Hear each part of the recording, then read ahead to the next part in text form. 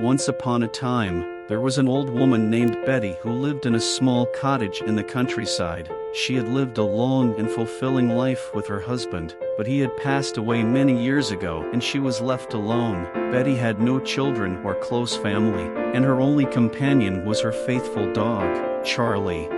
Despite her loneliness, Betty was content with her simple life. She spent her days tending to her garden, reading books, and taking long walks with Charlie. But one day, everything changed. Charlie became ill and could no longer walk or play. Betty was heartbroken, as Charlie was not only her pet but her best friend. She did everything she could to nurse him back to health, but it was no use.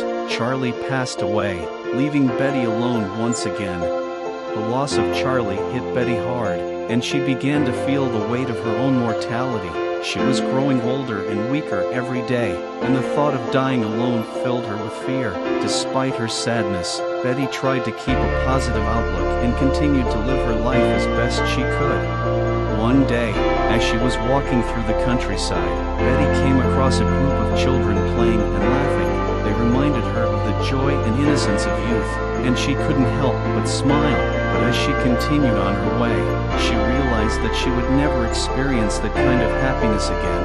She would never have grandchildren or great-grandchildren to share her stories with.